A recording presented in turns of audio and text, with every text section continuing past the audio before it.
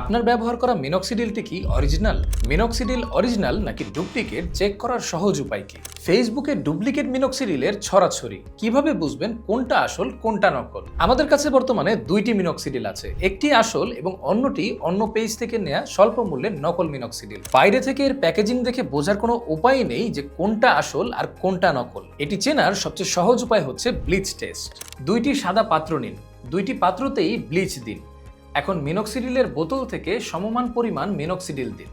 এখানে একটিতে রঙের কোনো পরিবর্তন হয়নি, অন্যটি সাথে সাথেই গোলাপি বা লালচে রং ধারণ করেছে।